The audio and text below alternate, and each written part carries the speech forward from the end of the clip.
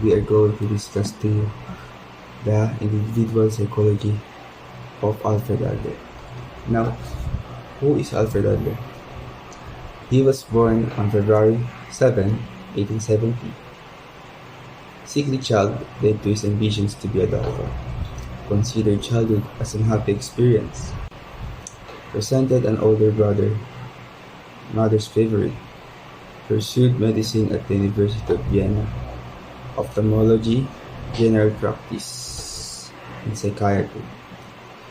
In 1902, first association with Freud. In 1907, paper on organ inferiority and compensation. In 1911, break from Freud established Society for Free Psychoanalytic Research. Eventually led to individual psychology, interest in child psychology and guidance school. Alfred Adler's experience in World War I led to his ideas of social interests, Army doctor. Went to the United States in 1934 to escape Nazi persecution. Lectured in various parts of the US and abroad.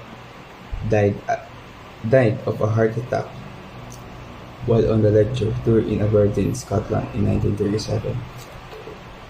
Individual psychology.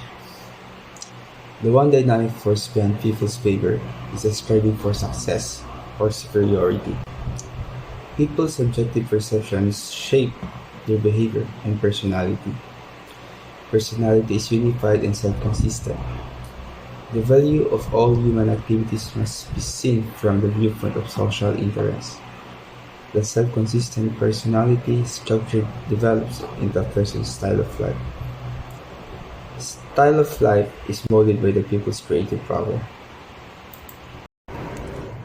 Now, let's discuss the inferiority feelings. First one is inferiority complex. It is a condition that develops when people is unable to compensate for normal inferiority feelings. Ibig sabihin, it is an exaggerated feelings or sense of inadequacy of not paying attention na nanggagaling sa kanya ng magulang at sa ibang tao na nagdilid ng pagkainggit at pagbaba ng tingin sa kanilang sarili. Tulad na lamang sa kaso ni Alfred Adler na kung saan nung una siya ang paborito ng kanyang nanay, ngunit nung dumating ang kanyang kapatid, hindi na ito o hindi na tulad ng dati ang pagtrato sa kanya. Nag-iba ang trato sa kanya at ang buong atensyon ng kanyang nanay ay napunta sa kapatid na naglid ng pagkaselos at pagkaingkit. And now, let us discuss the causes of inferiority complex. Inferiority complex can arise from the three sources of childhood: organic inferiority complex, spoiling, and neglect. The organic inferiority complex is the sense of being deficient or somehow less than others. Ibig sabihin, kapag ang tao ay may kulang or hindi sapat or hindi kontento sa kung ano meron siya or mahina, yun ay pagtutuunan niya ng pansin para palakasin upang maging superior.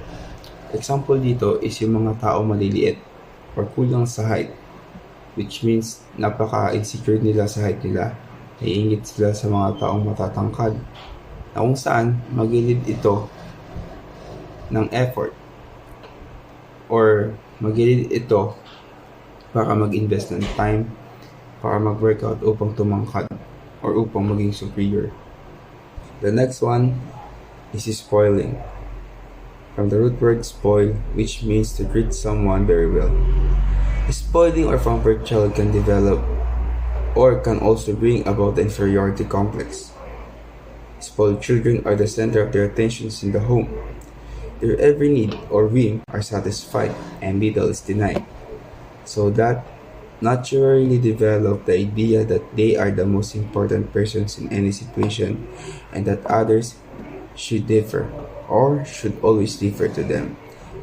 The best example dito is si Adler kanina, na kung saan yung una siya yung paborito, and then nung dumating yung kanyang kapatid, lahat ng atensyon ng magulang sa kanya ay napunta dun sa kapatid. The last one is neglecting. It is easy to understand how neglected, unwanted, and rejected children can develop inferiority complex. Their infancy and childhood are characterized by the lack of love and security because their parents indifferent or hostile. As a result, these children develop the feelings of worthlessness or even anger and view other with distress. For example na lang is uli yung kay Adler na kung saan hindi na siya ang paborito ng kanyang nanay, which means hindi na siya ganong pinapansin, na kung saan ang atensyon ng nanay niya ay nasa kapatid niya na, which is siya na nga yung naging paborito. And ang nangyari kay Adler, nakaramdam siya ng galit or selos at inggit sa kanyang kapatid. Let's discuss the second part of the inferiority feelings, which is the superiority complex. Sabi dito, it is the conditions that develop when a person overcompensates for abnormal inferior feelings. Ito yung example kanina, yung mga taong extremely insecure sa kanilang height is magilid sa kanila na mag-invest ng time and efforts para maging or para mag-workout upang tumangkad and to become superiors or superior to others. Superiority is the ultimate goal toward which we strive because life is encouraged by the desire to move from below to above. Siguro, nagagawa natin talaga ang mga bagay to become better dahil sa mga exaggerated feelings natin of inferiority, to become better and to become superior to others. Striving for superiority refers to the desire to be better, but also the idea that we want to be better than others. Hindi natin gagawin ng isang bagay nang walang dahilan. Dahil siguro nagagawa natin dahil sa exaggerated feelings natin of inferiority na kung saan gagawin natin lahat ng bagay o lahat ng paraan upang maging superior to become better. Next one is the fictional finalism. Sabi dito, it is the idea that there is a magic or potential goal that guides our behavior. Adler applied the term finalism to the idea to have a goal that this goal influence how we act to become more strongly motivated to achieve this. Adler believed that our goals are fictional or imagined. Ideal cannot be tested against reality. Alam naman natin na ang goal ay ang pangarap natin sa buhay because final goal is fictional dahil nanggagaling lang ito sa isipan natin.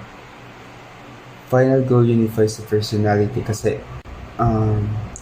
kung alam mo ang goal ng isang tao or alam natin ang goal ng isang tao, malalaman agad natin ang behavior niyan kung bakit niya ginagawa niya ganyan. For Adler, the goal that the individual pursues the decisive factor, and he called this finalism. Style of life and birth order according to Alfred Adler. Alfred Adler is famous for his concept of family constellation and has written probable traits of a person based on their birth order. But that's not the main theory of Alfred Adler, which is called individual psychology. Family constellation is more of an application of his theory. In individual psychology, he gave 5 tenets, which had first given by Mr. Carlo, the striving for superiority, that it will always depend on heredity, social influence, and the people's subjective perception, or kung paano niya i-interpret yung belief na meron siya. And because we have different interpretations, we have different goals for ourselves. And because we have different goals, we have different personalities as we age. According to Adler, our personalities, which includes thoughts, behaviors, and goals is consistent with the final goal or self-ideal that we want to achieve. For example, your final goal is to make your parents proud and support the family financially. Your actions are consistent because of your final goal.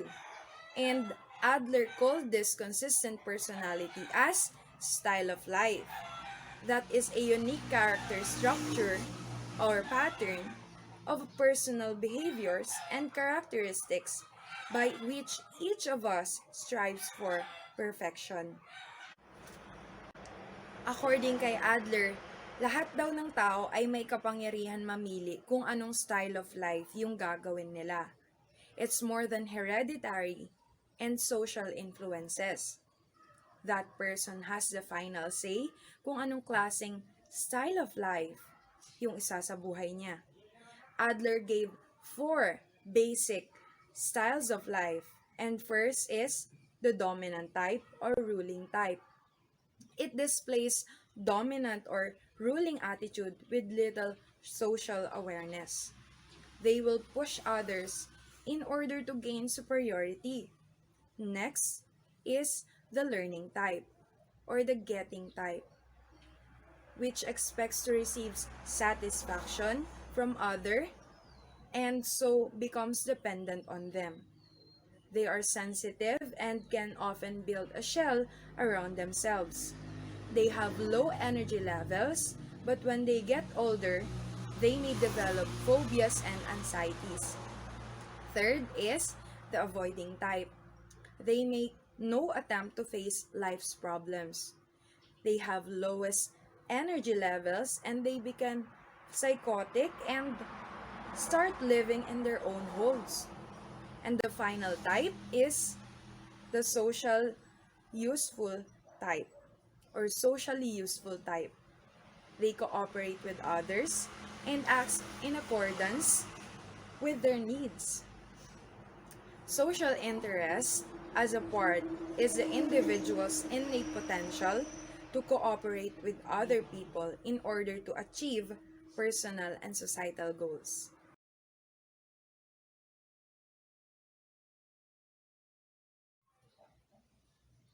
As an application of the individual psychology, dito napapasok yung family constellation. That one of the best example is the Four Sisters and a Wedding. I'm sure you are familiar with that.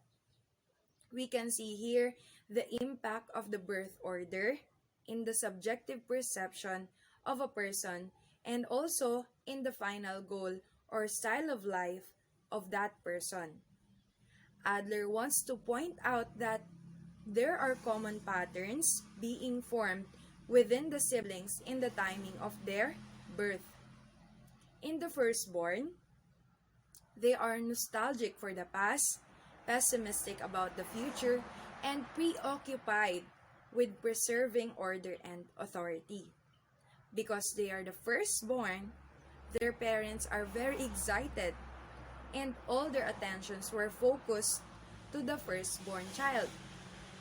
And not only that, they are more careful since they are first-time parents, which will also affect the firstborn's subjective perception. And next is the secondborn or the middle child. Adler believed that they compete with firstborn children and are more likely to become ambitious. Their parents would think that they need to chill because they already know how to foster the second child, which can be interpreted by the middle child as being neglected. There will be different treatment. They are more likely to be easygoing, independent, secretive, may feel life is unfair, but flexible or social. Then, next is the lastborn, where may become high achievers as a result of the desire to outperform older siblings. They are like risk takers, outgoing, creative, financially irresponsible, bored easily, but has a sense of humor. And because they are the last child, their parents' excitement would go back and give again all the attention and care. And lastly, for the only child, they mature quickly, close to their parents, dependable, private, sensitive, leader, and sometimes unforgiving. But these are only according to Adler. That is the general trend that may affect the subjective perception of a person to their family constellation. He also said that what's more important is the subjective perception of the child rather than their birth order, and therefore may affect their final goal and their style of life. These are not just applicable to their childhood, but may also carry in their adulthood. Thank you.